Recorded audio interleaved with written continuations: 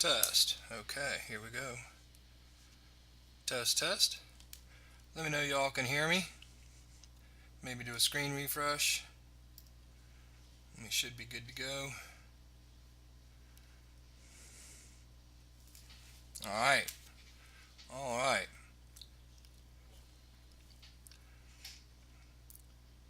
Who's excited for tonight?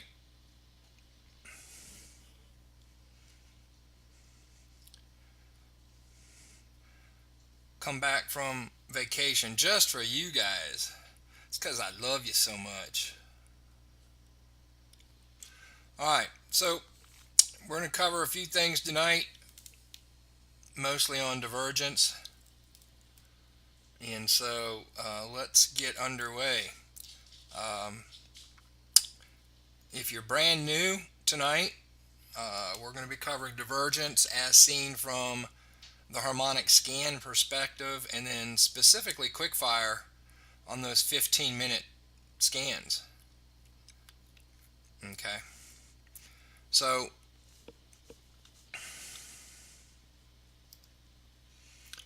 we have a updated group shot here. So everybody should take a screenshot of this, especially if you're brand new.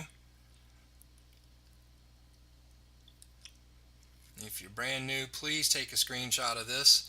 It highlights our group, our Facebook group, which is iMarkets Live Scans, Forks, and Fibos.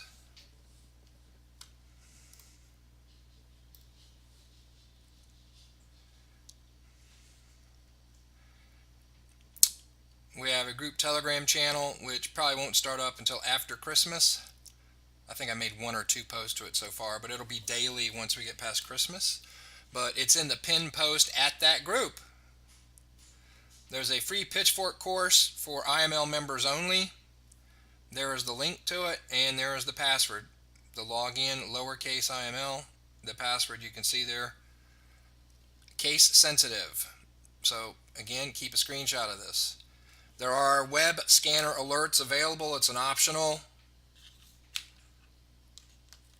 You get a 10-day trial, and then it's $2.99 a month for 15-minute scan alerts. So if you want to be alerted via a telegram on your phone or on your desktop versus a text or an email, keep it separate. You can go to the pinned post and look up for the web scanner alerts. Finally, there is a Forex Traders calculator which does position sizing and a lot more things there. So I ask you to grab a screenshot of this now. I will put this up at the end of the session tonight as well. Welcome to you guys who are first timers and or first timers live. So several weeks back we did the quickfire Charlie Delta training. If you're brand new again and you're interested in scans, I encourage you to look at that. The link to that video is in again our group in the pinned post, and you can scroll down and see the quickfire Charlie Delta training video. It was followed by a little quick overview of divergence, or a update on divergence, because there were some questions to it. I'm going to delete that divergence video and replace it with this one. So I encourage you to take advantage of this. So the session tonight, let's see here, we have our Pip Club traders here. We've got Charlie Delta 10 group here, which are special IML traders who've opted to dive into some very specific stuff, including waveology. And then we have our general IML audience. So there's going to be a few places in here where there may be some overlaps between those groups, but this very first part really is for everybody. So with that being said, let's talk about divergence in terms again of quickfire, in terms of the scans and the way to measure it. I'm going to jump back to the quickfire training video where we get down and we start talking about the criteria and the third one being the MACD, the Bollinger Band hit, relative strength, and the MACD. And again, the MACD, as established here, is the 310 oscillator, and you can find more about the 310 oscillator in the Power of Oscillator Cycle Combinations. You can search for it and find it as a PDF on the internet probably, or if you prefer to pay $171.51 or 50 cents, you can get it from Amazon. This is quoted by Christopher Terry as he's teaching how to trade harmonic scans in general. So instead of the MACD with its normal defaults, we use the 310-16 setting. All right, so we covered that in quickfire. Then we talked about, okay, the general criteria for quickfire from a 15-minute trade. Does price touch the green line, the green entry line? If no, then we don't have a trade, okay? Does price touch or go past the first Bollinger Band? Again, we have setups for quickfire. If you're new and you don't understand what quickfire is, there is a training video on it. Does RSI go above 70 for a sell or below 30 for a buy? And third, is there divergence between price and MACD? Note, you only need any two of these three for the general patterns. It's only until you get into the two-line patterns, like sharks, that you would need to have all three of these criteria met. But then I started going through the differences between MACD on a MT4, because we had some people on MT4, and how the indicator and the settings for it was a little confusing because they don't use the same names. You know, somehow we have a fast EMA, a slow EMA, and a MACD, and then it turns into main and signal over here. A brand new person may get confused as to what this really is, but nonetheless, it then transitions itself into a plot that would look like that when you have the 3, 10, 16 parameters filled in. Then we looked at trading view, little different orientation, still have fast and slow, but now it says source, signal smoothing, interesting. And then we go to the style, and again, different names for everything, so I'm not sure why they can't have consistency there. And the resultant plot, you know, a little different. When we see it on a full-blown trading view chart, then it looks like that. Now, for most of you in here, I don't cater a lot to MT4. If you trade MT4, that's your prerogative, your choice. We're using mostly Trading View as an upgrade to what is the web scanner, because most of the traders in here want to trade the web scanner. If you want to trade just MT4, you can still follow along, but again, we're catering to the traders who want to trade the web scanner without having to have MT4 set up. And in that case, the web scanner is built on Trading View, so we're going to show stuff, you know, on Trading View here.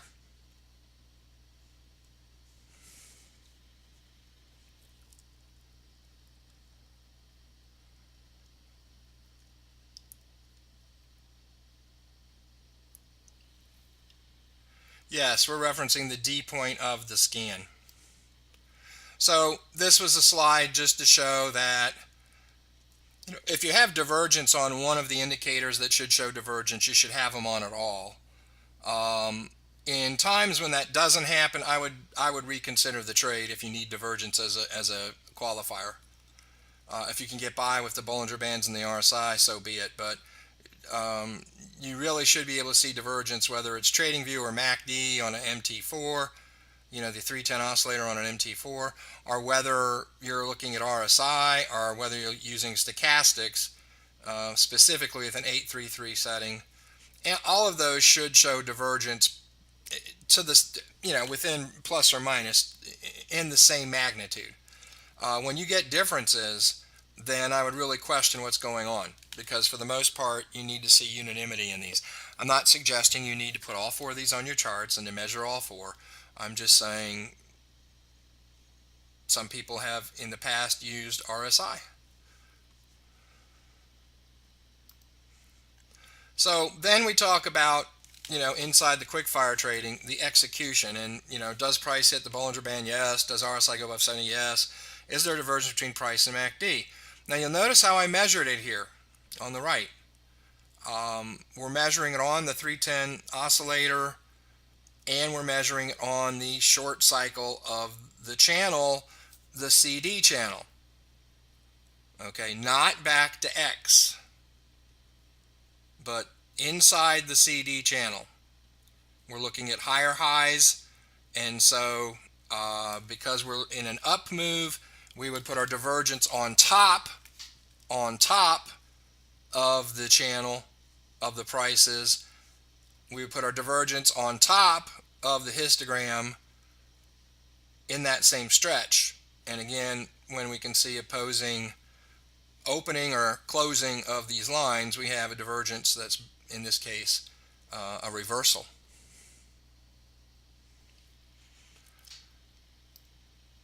So there's that chart which shows the principal reversals here, the continuations over here, hidden continuation divergence. And then there's classes. Class A is the most dominant. That's there. And that's the one we're going to focus on. I show the others just so you have it as reference material. And also note at the bottom, stochastics at 833, MACD is the oscillator, 31016 oscillator, and RSI 14 are all good for measuring divergence in trending markets. All right, so let's start with all that as background, kind of catching up to where we were, what was taught in the quickfire training.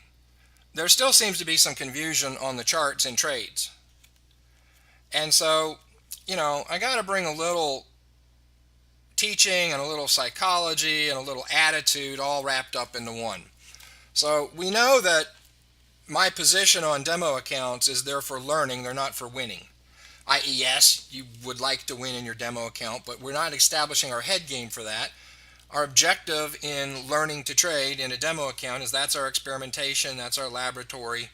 And so we don't take the old paradigm perspective of, I've got to win this trade, and, oh, I took 2 trades and lost, woe is me. We don't want to have things affect our head game and our RAS in trading.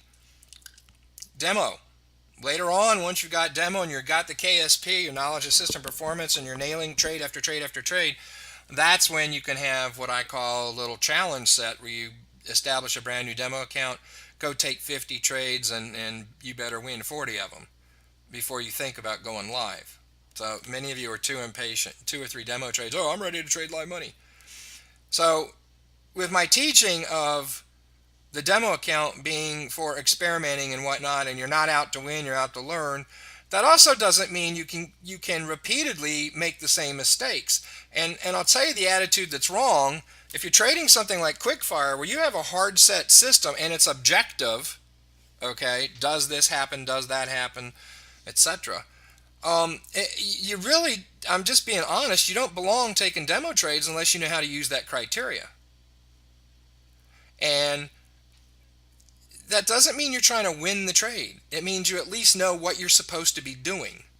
So a lot of you are first of all, not following the teaching in the video and in the supplementary video on divergence.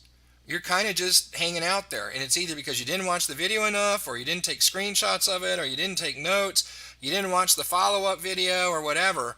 But I'll be honest, the Grizzly Bear will come out and say there's just really no excuse for at least not measuring divergence. Maybe you measure, to somewhat of a in the range of what we should be doing, because at this point it's been taught too many times.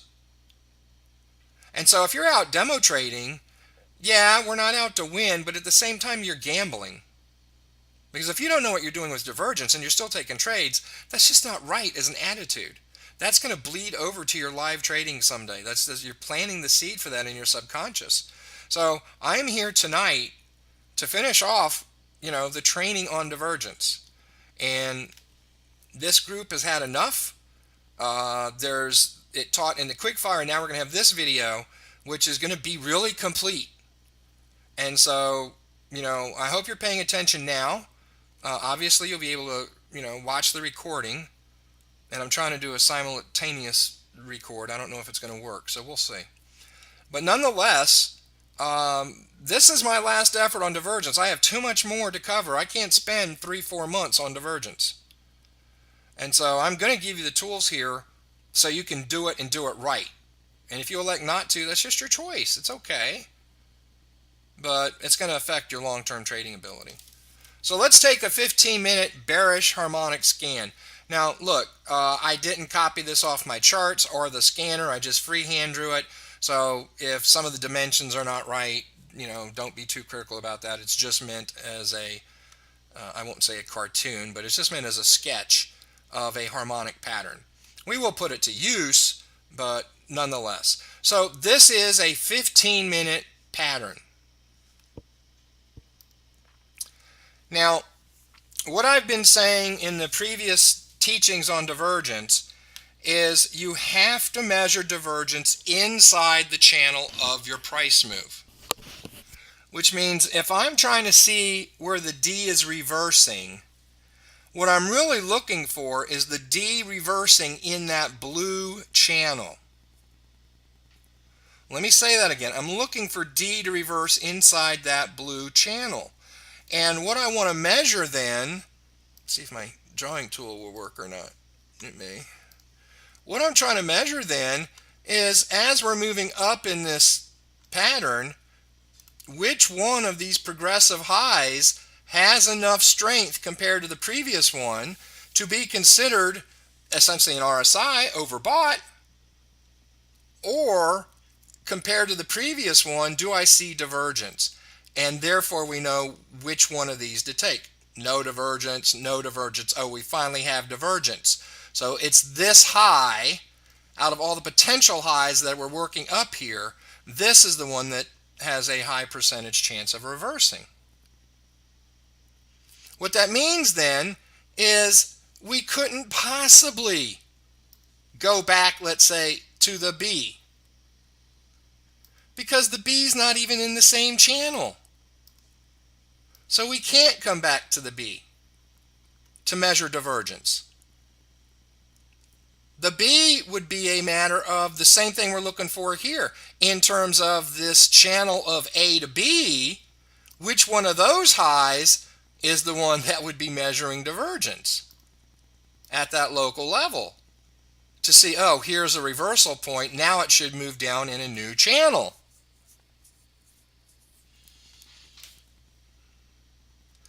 So going back to B would be, I hope you see here what I'm saying is it has no relevance to the D point. Does everybody see that? If we're looking from C to D in a blue channel, we want to know which one of these highs is going to show up as divergent. So the B has nothing to do with that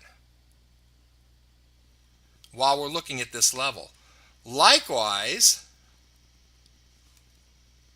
going back to X has no relevance at this time frame. Because again, the X has its own channel on the way up. And as price was moving up in that channel, that X point, becomes the one that actually has divergence in its channel compared to a previous high, Oh, it's divergence. We're going to have a reversal.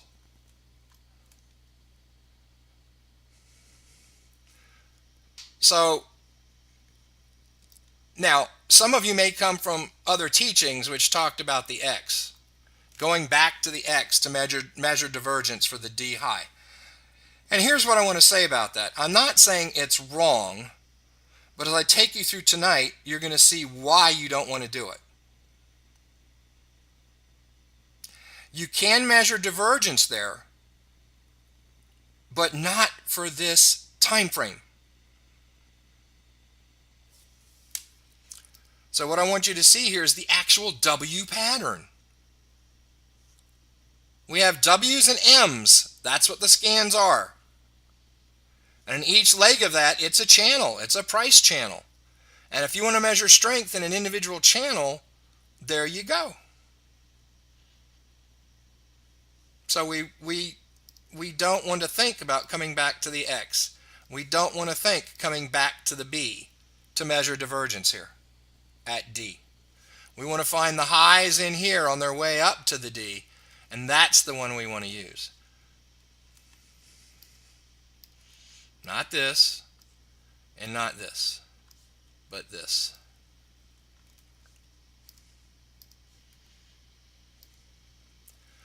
All right, so let's look at this. Bearish patterns. Let's talk about the left side. Bearish patterns. The CD leg is an up move. For up moves, we wanted to measure divergence on the tops, the top of the price channel and the top of the histogram channel. Or if you're using RSI, the top of the RSI channel. If it's downward as a bullish pattern, now when I say over here on the left bearish pattern, you go, well, how is that bearish pattern? It's moving up.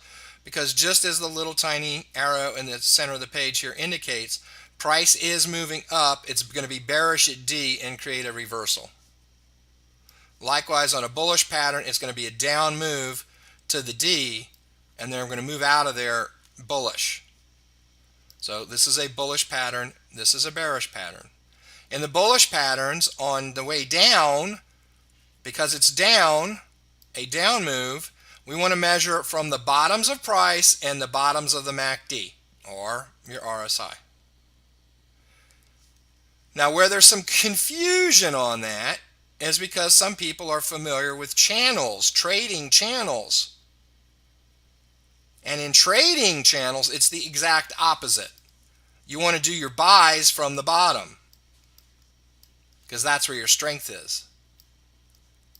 And you want to do your sells from the top, because that's where your strength is. As in pitchforks, trend lines, etc.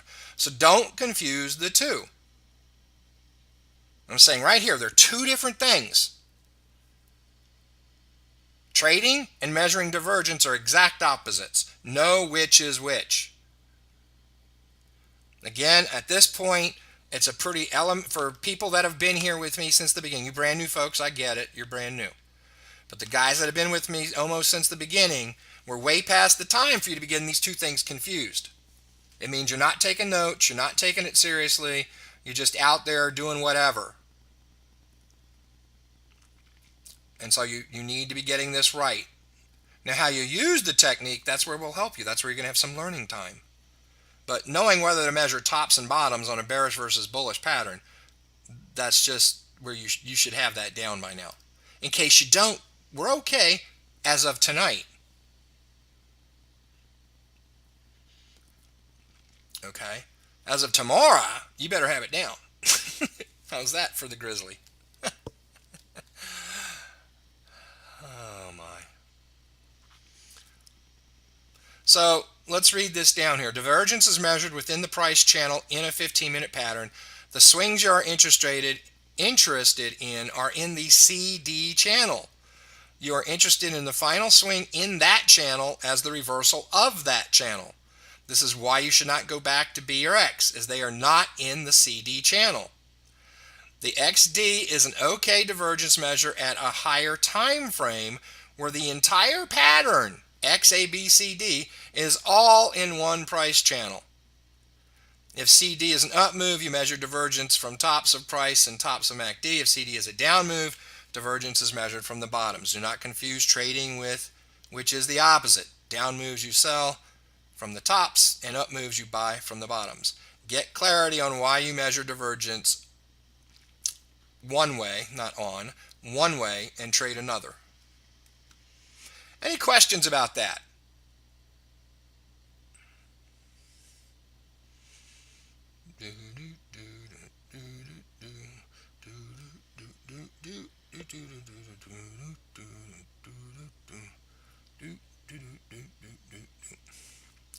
Okay, I think we're good. I'm going to move on. If you have a question, there's just lag, go ahead and type it in.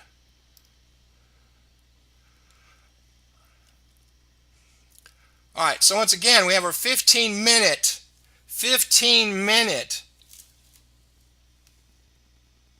harmonic pattern. Now watch what we're going to do with this.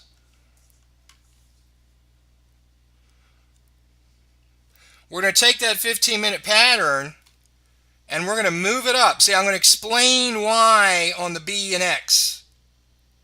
And I'm telling you, Everybody should be crystal clear after this. Even the newer folks should get this to some extent. Newer to this group, not necessarily brand new traders.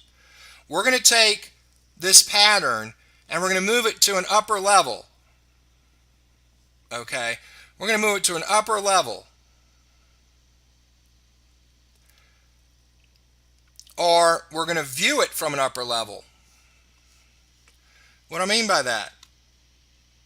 Well, remember, when we first started drawing pitchforks, we said find a swing low, swing high, the better fit it is, whether it's traditional or best fit, good solid to the pip touches. And if you have that channel and it's existing and persisting, a scan will appear in that channel. Remember me saying that? All right, so let's look at this. Boom.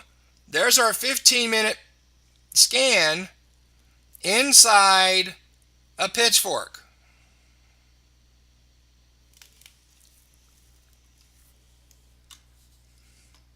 Take a good look at this graphic. I'm not going to tell you that I spent 4.5 hours today on my vacation creating these slides for tonight. Because if I did, you guys would have too much guilt. No, it's because I wanted to have the de facto training on quick fire divergence, and this is it.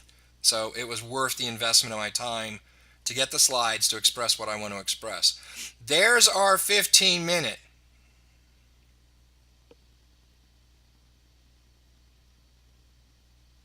Quick fire is a trading strategy. It's available in the pinned post at iMarkets Live Scans, Forks, and Fibos Facebook group. If you weren't here at the first 5 minutes, I'll put that slide up at the end to show you where you can find everything. All right, so here's our scan inside a pitchfork. Now, look, I made it convenient so the C actually touched. That doesn't have to be, but I did want the X and D to touch on this pitchfork. And there's a reason for that.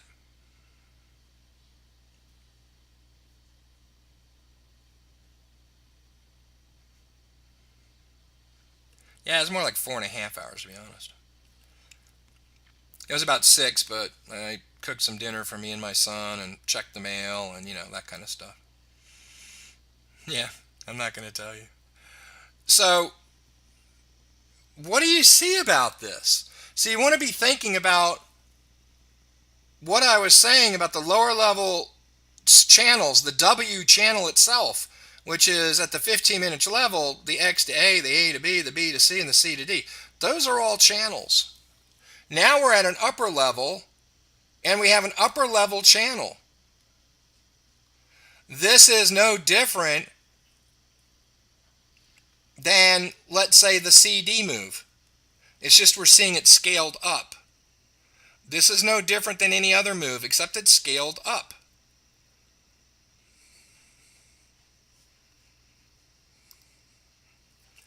So, what's happening here with our pitchfork is we had a blue pitchfork coming down as a channel. Let's say it was the big move. I can't make it but so big with these lines. They don't let me make big lines here. So it was a big move coming way up there.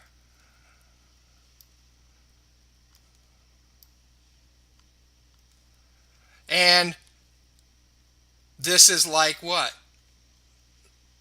A retracement of that big move. What would we look for on that big move? Oh, something like a resistance and energy point at that point at these points on the pitchfork. Maybe a 38.2 from the big move down. 4 hours. 4 hours.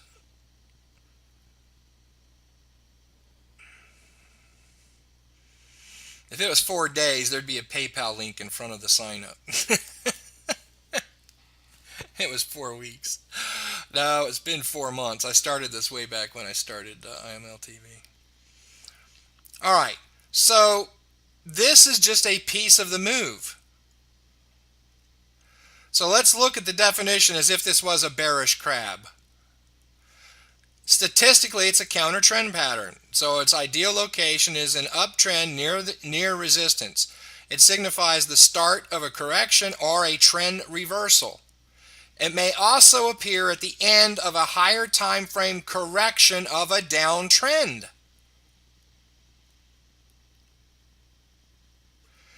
In such case, this pattern may mean the end of the correction and the start of the new trend leg.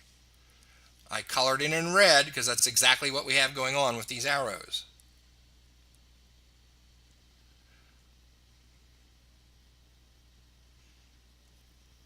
All right, enough of my jokes.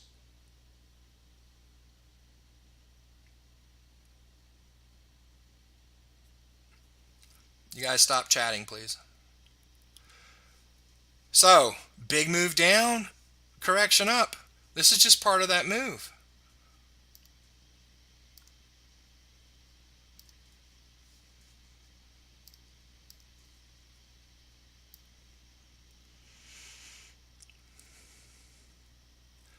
So, note this upper level time periods channels, the blue and the black. See how the lower level 15-minute pattern in its entirety fits into the channel. Now, the C may come farther down, it might be shorter, but the pattern itself fits into this upper level channel. All right, Forex Essential. See, what you should do then is leave now and go do what you want to do in the group. Don't sit here and looking at it now while I'm trying to teach, and you're talking about it while I'm trying to teach. So you guys are here, pay attention here. That group and the data in it is going to be here after this class as well.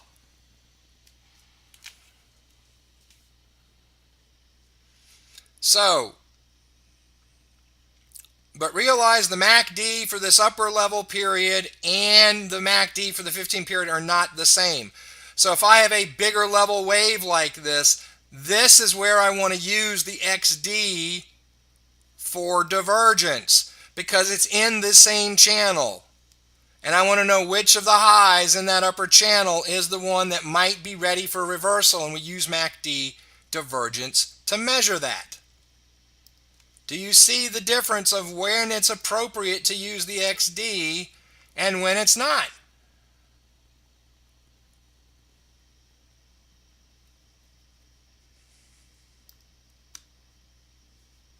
That's a yes, no question. That's what the chat box is for.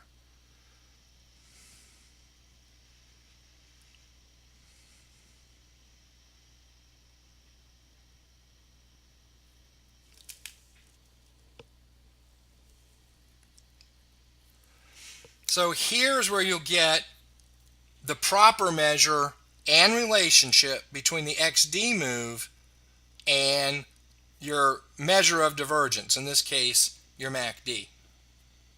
Now, someone can say, well, if it's really going to reverse the big wave, if I measure XD at the smaller level, at the 15-minute level, it should still be indicative of a reversal. It is, it's just you're measuring the bigger level wave stretch at the smaller level, which isn't necessary. It's going to give you confused divergence at the 15-minute level. You can measure it, but it's not a good read. And we're in here, not just scans, forks, and Fibo. It should really be the new paradigm trading with scans, forks, and Fibos. We're in here, remember, go all the way back to the beginning. Very tight stops. That's where your profit is. You're going to make more dollars per pip with tight stops than you do with big fat stops. Now, if you don't understand that, go to the pinned videos in the group and you'll read a little bit about risk and reward and such, and it'll explain what I'm talking about in terms of stop size. So we want to trade tighter stops, and yet if you use XD at the lower level, you're actually using an upper level time frame distance to measure your divergence. And you're using the wrong indicator to do it because you're using a lower level time period. So you're using an upper level stretch, in this case of highs, but you're using lower level MACD if you're on a 15-minute chart. So that's why it gets confused, because they're the wrong time. The 15 minutes is the wrong time period to measure that.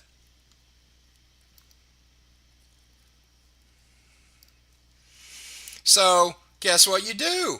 Look at that. There's a CD in the pattern. Is that a swing low, swing high that's brand new? Yeah, it is. Can we do what? Pitchforks. The iMarkets Live Scans, Forks, and Fibos Facebook group.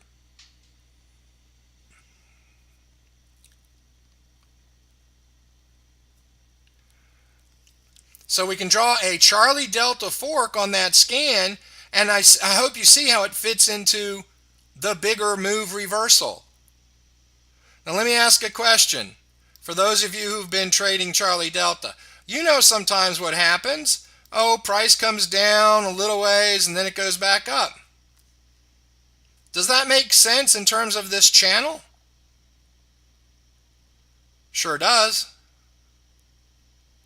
What about the times when from here price goes, forget about the pitchfork, just think of the scan.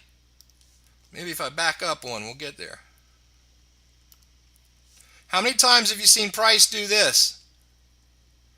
You know, you look at a pattern that's still on the chart, and there's price like that. It's 2 and 3 times the size of the pattern. You ever seen that? All right? That's because you're hitting this major, in this case, the end of a big wave down. It's retrace up, and now we're hitting the momentum move back down. So it all fits.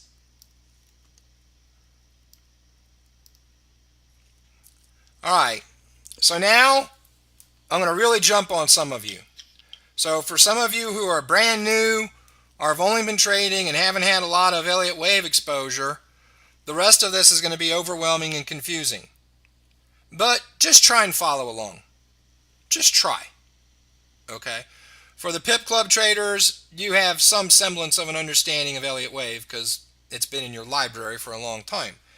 For the new IML CD10 group, you're starting to learn Elliott wave. We've focused on it the last couple weeks.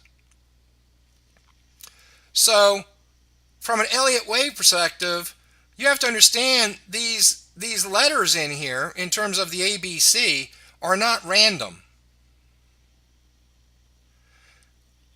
They're part of a bigger move. And if we look at Elliott wave, we can see that a big up move is a 5-wave move. And it has a correction of an A, B, and C.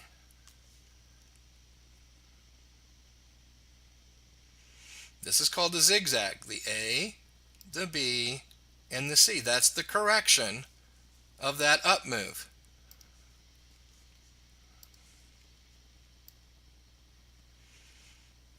So in terms of that, here's our big move. Let's say it's a 2 to 3 move.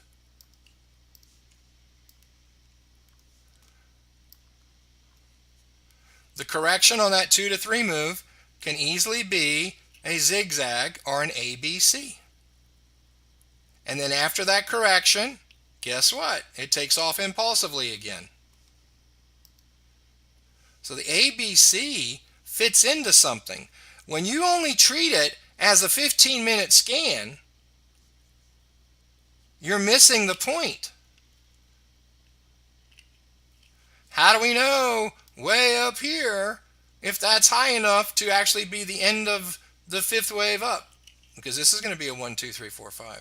How do we know it? We compare the divergence between the 3 and the 5, which is your XD.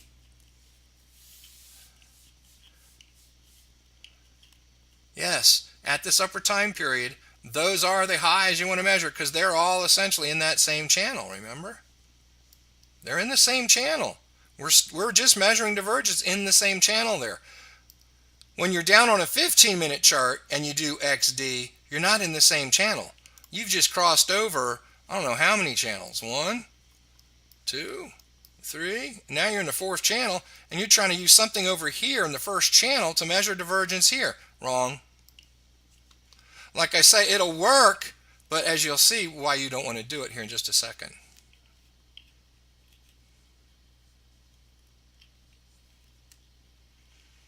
No, I'm just showing divergence here so people understand it through and through.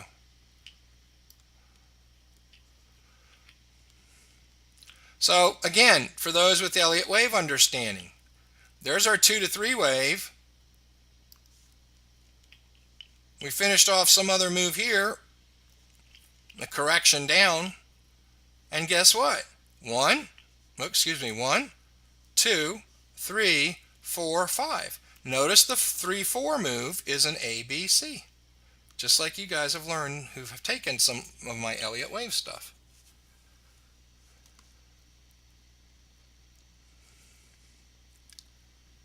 And so, from a non-Elliott wave perspective, how do we guess where the 5 wave is ending? In this case, it's nice that we have a pitchfork, because we're probably going to get a bounce there, especially if we had the bounce here. But without the pitchfork, how do we know where this ends? Well, we can measure divergence against that. At this point of resistance, is there divergence? Yes, there is. Oh, we're probably likely to have a reversal.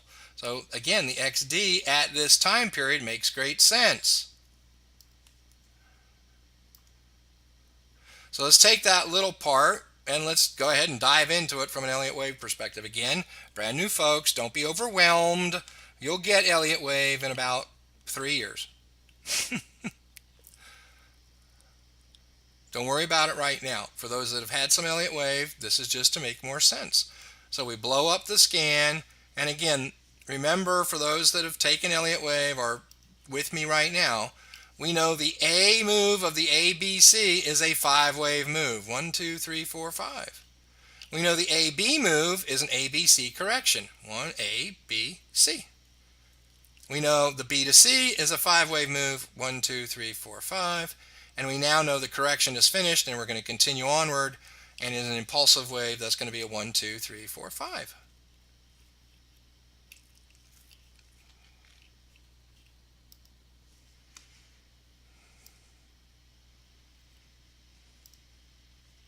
All right, so now here's something, again, shredder traders, harmonic wave convergence traders, you're well versed in this. So yeah, maybe 3, might be 5 to fully get it. So here's something that is important to understand. Your MACD is like RSI, like stochastics, we're measuring a relative strength. And when we're on time period, in other words, as I've drawn this here, on a 240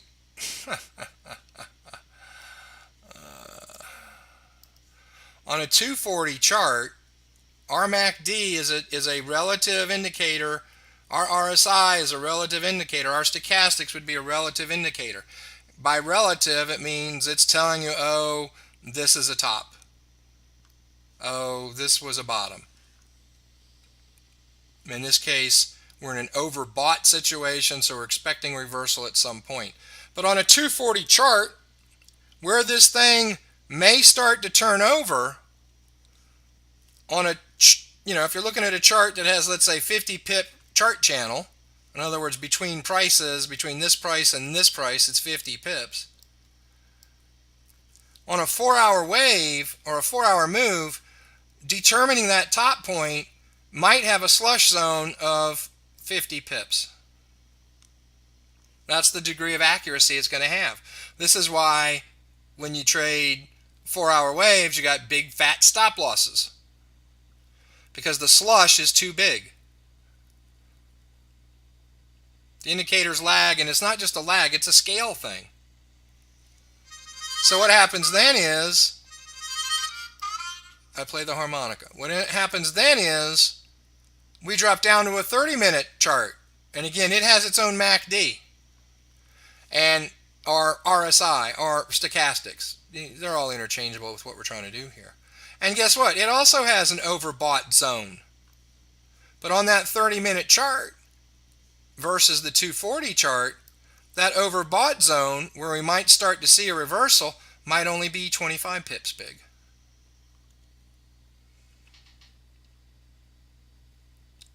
If I drop down to a 15-minute chart, sorry, I don't have gold. I don't have gold. I only have yellow, and it doesn't show up very well.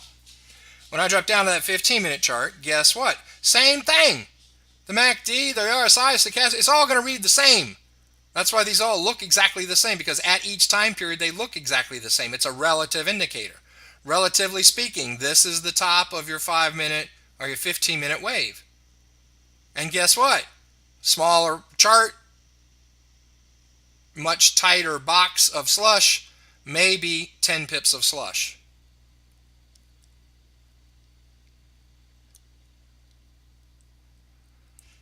When I get down to a 1-minute chart,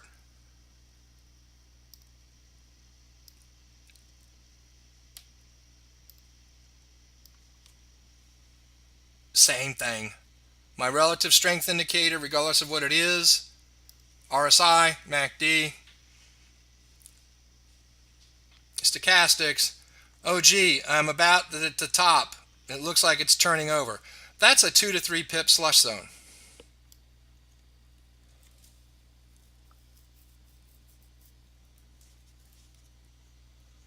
Hope you're understanding this. Does that make sense? Do you get that? This is why smaller charts, tighter stops, bigger charts, fatter stops.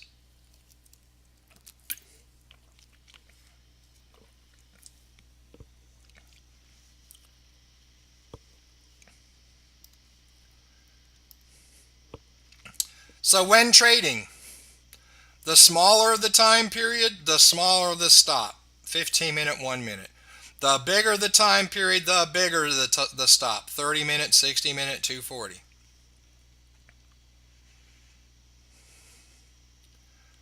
Because you have to cover the areas of slush.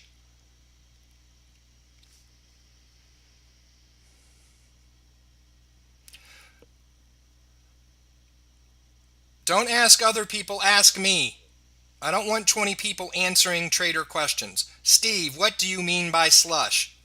What does he mean, and have 50 people clog up the chat. What it means is determining this top at the 4-hour level. The indicator says it's overbought, it's ready to reverse. That ready to reverse zone might be 50 pips wide or deep. At the 10-minute level, on the 10-minute indicator, or 15-minute, excuse me, on the 15-minute indicator, it's going to say, oh, this thing's overbought, it's ready to be sold.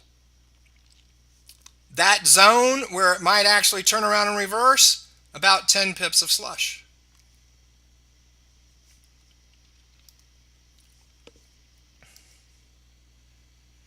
This is what happens, exact same price as you move down time periods.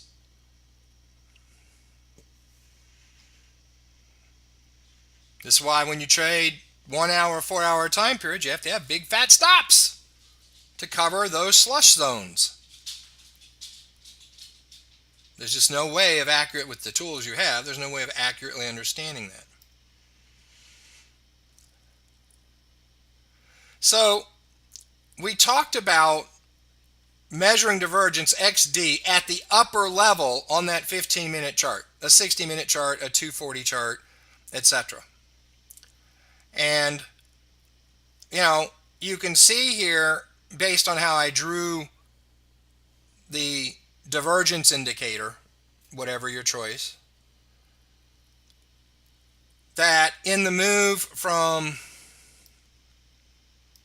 I'm just going to give them random numbers, 22 to 0.44, because I don't want to label them 1, 2, 3 or ABC, because y'all may confer that to be something else. So the high at 22, the high at 44, I just can't draw today. Actually, my palm is worn out from all this mouse work I did today.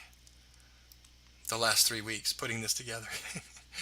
And 66, we could see in the move from 22 to 44, which is the X, there was no divergence. So it says, probably going to continue onward. In the high from 44, which is X, to the D at 60, now we have divergence. Strong likelihood of reversal. But this XD measure is at this level. What brings precision to it, in this case, is our fork.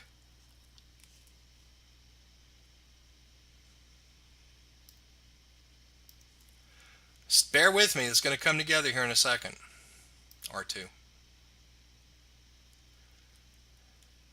So,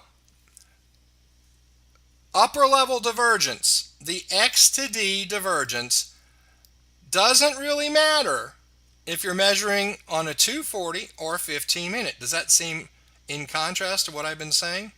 No, not just bear with me. Yes, in this case, we're seeing divergence. Doesn't matter which one we're measuring this on. However, from a trading perspective, see, this is just the chartism perspective. Is there divergence there? Yes, there is. Doesn't matter whether I see it on the 240 chart or I'm looking at the 15-minute chart. Divergence exists. That's a chartism, meaning that's what exists on the charts. You have to understand what you trade is different than what's on the charts. Sometimes you agree with it, sometimes you don't. Meaning how you trade that chartism is what you have to think about.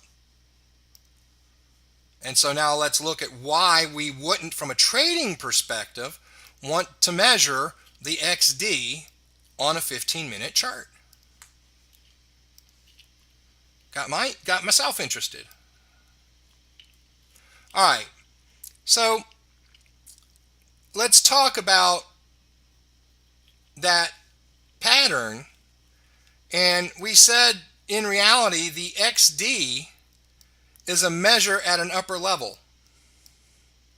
When you measure the XD on a 15-minute scan, so this is a 15-minute scan, when you measure it using the XD, the scan is 15-minute,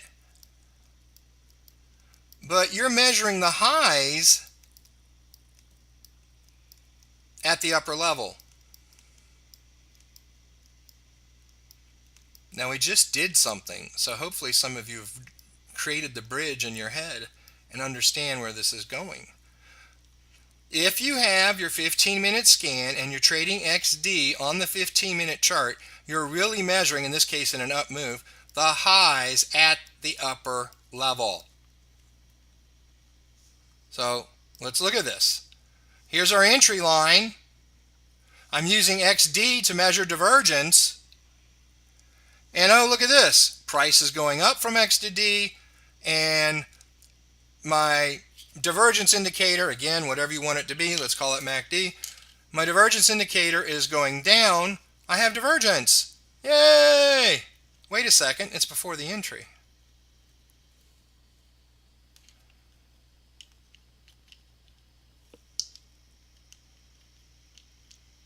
What does that mean? I got divergence, but we're not at the line yet. Does that mean this is the point of reversal? Forget the other criteria right now. I'm just talking those that would trade divergence. What do you call that? If you see an entry line on the chart and you have your D get to a point and it shows divergence, wait a second. That should be a trade entry. Kind of curious. Well, guess what? An hour and a half goes by. Oh, look, the D repainted. Interesting. I'm using XD, which is what? An upper level high measurement. Well, at this new high, let's just call it D1, because this was actually our D down here. Well, let's look at divergence. Prices continue to go up. My MACD has gone up a little, but it's still divergent. Here's our zero line. I still have divergence. Well, this is a trade. That's the, divergence, yes. Wait a second, I thought we had divergence here.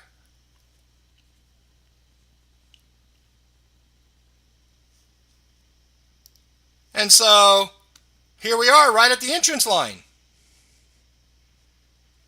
But you were in the shower, you were having a romantic dinner, you finally get back to the charts an hour and a half later. Oh, look at that!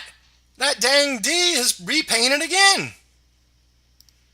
Now we're up here at the third D. I guess this one should have been D2 instead of D1. There was our original D. Well, let's look at divergence. Price is still going up. Well, the MACD is still going up, but at the time we're looking at this high, it's still divergent compared to the zero line. I still see it. It's still divergent. So you tell me, which one of these was the trade? This happens because you're on a 15-minute chart using upper level wave highs. Upper level wave highs. You're measuring the wrong highs. And so it ends up when you have this kind of thing, when you're measuring D like this and it keeps repainting on you, what's happening there is you are just feeling the effect of the bigger slush zone of the 4-hour wave or the 1-hour wave. Because that's what you're measuring the highs from when you go from X to D. So you're forcing a slush zone in here for where all of these would be valid reversals in that zone. Because at that time frame, at that upper level time frame, you would have a stop loss that would accommodate this slush. So if you entered here and it went to here and it went to here, no big deal. So look, if you want to trade X to D on a harmonic scan, it's okay. Just use the stop loss printed on the chart and make 1/10 the profit, 1/15 the profit. If you want to trade with your 10 pip stop loss on a 15-minute chart and tighten this zone down, then you want to measure the actual highs in the channel that you're at on time period. Ooh, ah. That's why I say the X to D, oh yeah, it's valid, you can use it, but you're measuring the wrong time period highs.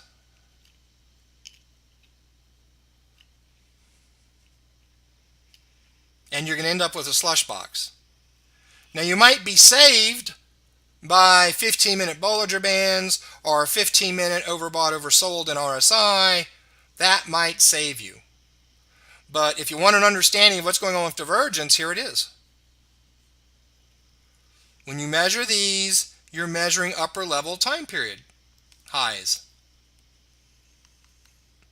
And you're trying to find divergence between those two, which isn't right for 15 minutes.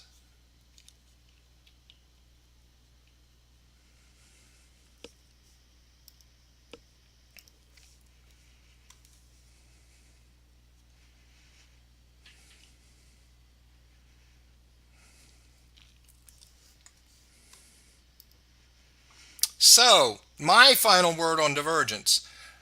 The XD is an adequate way to measure, but it's going to have more slush and slippage and more chance of the D sliding into the exhaustion and after the exhaustion, which may give early entry or create a stop out.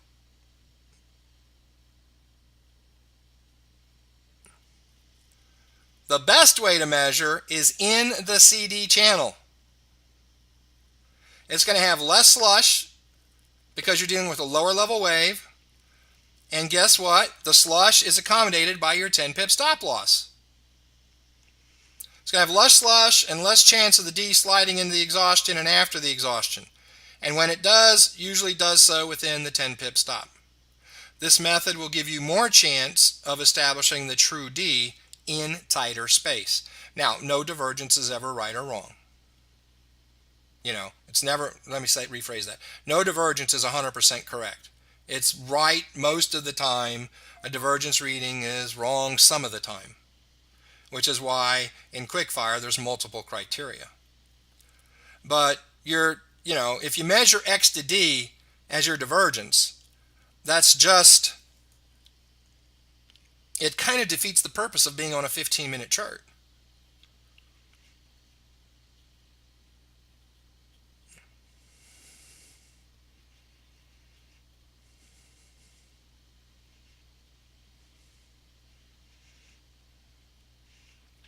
A totally off Forex example.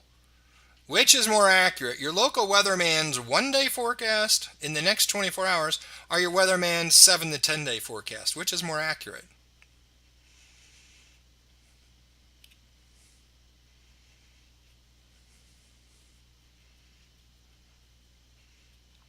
Now here in Central California it's pretty easy. Like in July, August, they just say 110 and paint it out 10 days and they're 99% correct. But I'm speaking in seasonal areas. For the most part, your 24-hour forecast is going to be much more accurate than your 10-day forecast. And what you're trying to do is determine whether you need to wear a coat or bring an umbrella tomorrow based on a 10-day forecast versus the 24-hour forecast. So again, the XD can be used. Now, for those of you that were trading, 60-minute, 4-hour, even 15-minute, and you want to use XD, as I said, you can.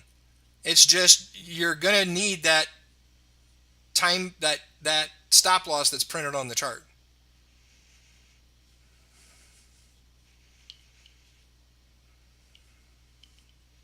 You're not going to be in there with a 10 pip stop loss because you're measuring the wrong period highs for your divergence. So remember these legs, remember these channels. You want to know, as we're pushing up to D, which of the highs is the right one to bring me closer to being the right one. Okay. So right before we started, and I mean right before we started, like about at 8:45 Eastern, I went to the scanner and I pulled off just like the first 5 or 6 that I looked at. And so here's a case. Now again, don't use any other criteria. I just want you to look at divergence. So here's one where the red is going to be your XD measure. And in this particular case, in the XD, there was no divergence. ICD means inside the CD. Inside the CD leg. Inside the CD leg, we followed the last couple of highs up, and oh my, last couple of highs, we have divergence. So here's a case where the XD doesn't even give it to you, but measuring inside the channel does. Ooh, ah.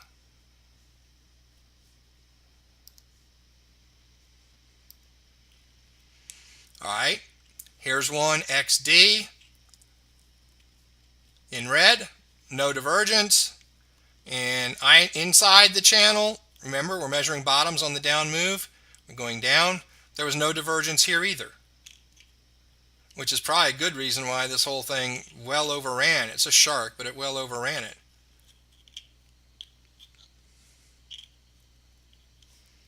All right.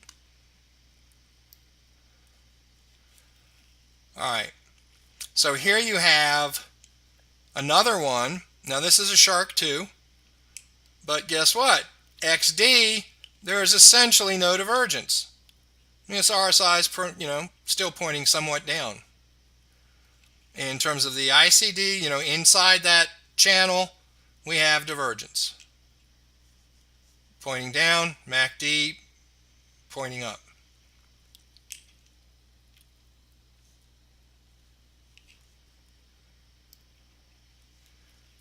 Okay, here's another one. XD, both of them, price is up. RSI would have been slightly up as they would have measured it. What do we see here? in the ICD, internal to the CD channel, we're measuring lower lows. We want to compare this low to the previous lows, and there's a whole bunch of them essentially on a trend line. And our divergence is going up. So we have divergence here. So here's, the first 4 or 5 I looked at, there was one where they agreed, and I think the other 3 or 4 they disagreed. And every time the trade went with the divergence on the CD channel, there would have been a no trade there using the XD.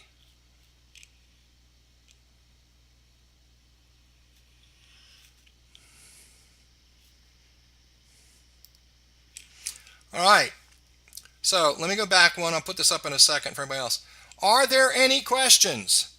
It's really pretty simple, guys. Just understand that when you're looking at the XD, when you're looking at a pattern on a 15-minute chart, you're looking at swings. If you look at the entire pattern, you're looking at swings that are inside an upper level wave. And to measure the XD, you're measuring those swings. In this case, it's 2 swings down. When you look at it from the pure 15-minute level, there's no, oops, I passed it. There's no way you can misconstrue this. There are, 4 channels. And, what's happening with the B or what's happening with the X is not relevant to what's happening in the CD channel. The only time I'm trying to compare the D to the X to see divergence is if I go up level. And then when you go up level, what happens? You introduce slush in that measure.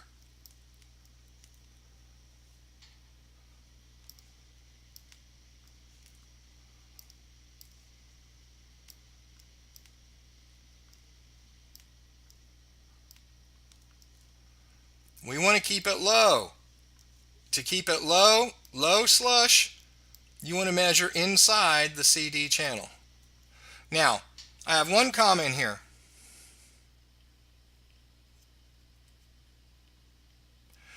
No, I'm not going to do the setup again because that's part of quickfire, and this isn't a quickfire training. This is a training on divergence.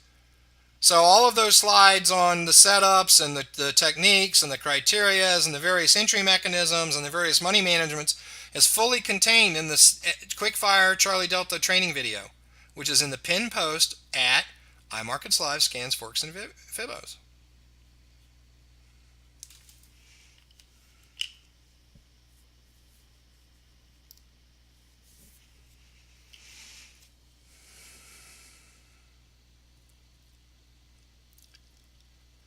So in here, see, some people have come to me and said, well, there was another educator who said we should measure from XD.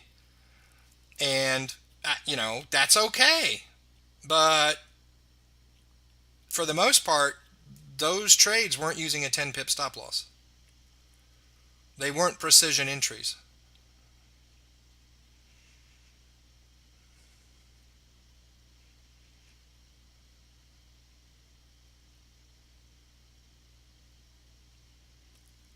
So if you want precision entries, then you need to measure inside that Charlie Delta channel.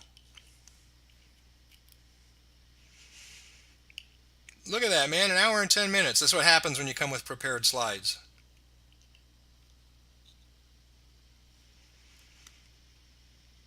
Well, I'll just go back. I'm not going to show another. I'll just go back and show you the ones that I did.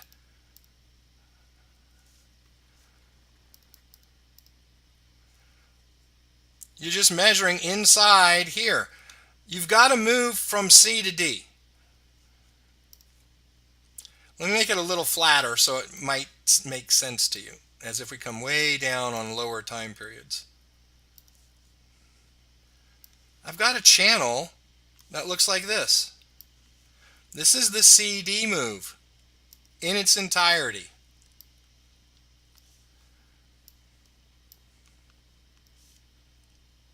Remember, the B's over here. It's not relevant.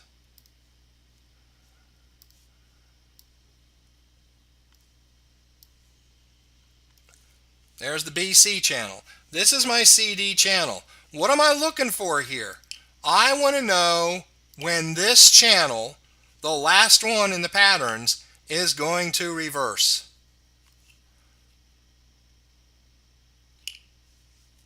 And what that means is, if I have a whole bunch of waves going up and down and up and down and up and down and up and down and up and down, that's nice to see after the fact.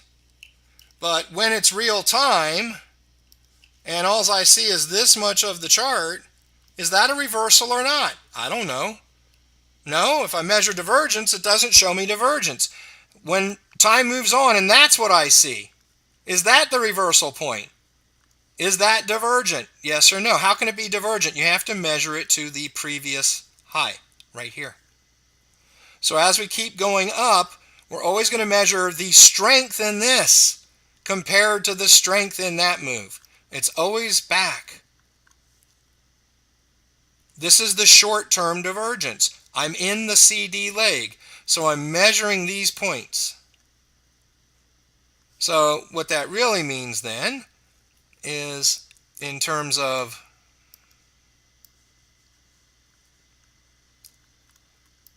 line drawing,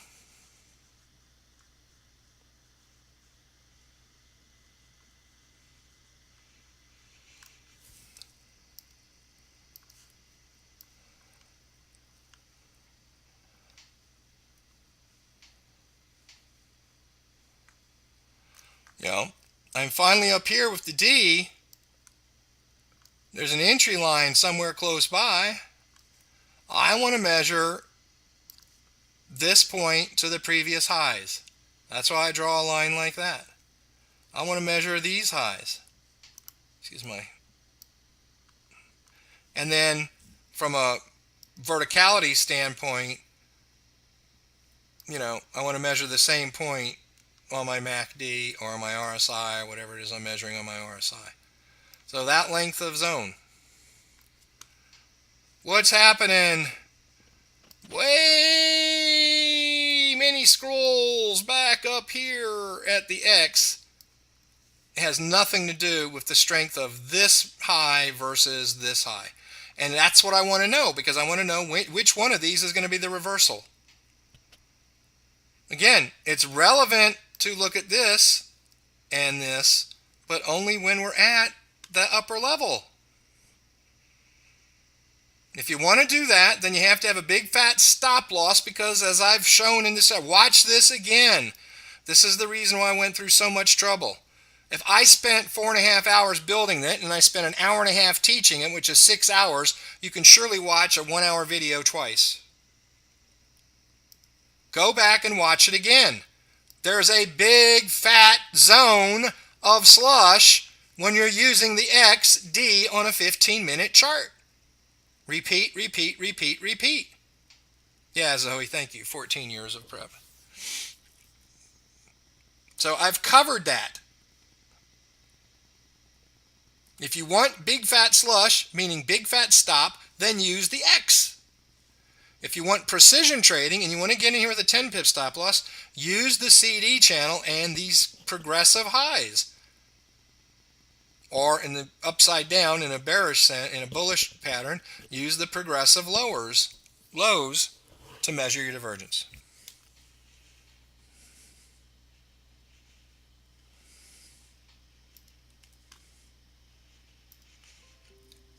As promised, I will put the group information up one more time, and I'm going to close it down unless there's any big questions, because I want to keep this as short as possible so we can indeed create a video that's not too long, that it can be watched several times, an hour and 15 minutes at this point. All right, so with that, I'm going to call it a night. All my other sessions were closed this week, but I came and kept the IML session for tonight. I won't be here Wednesday. It's U.S. Thanksgiving, most traveled day of the year. For me, I'll be cooking most of Wednesday.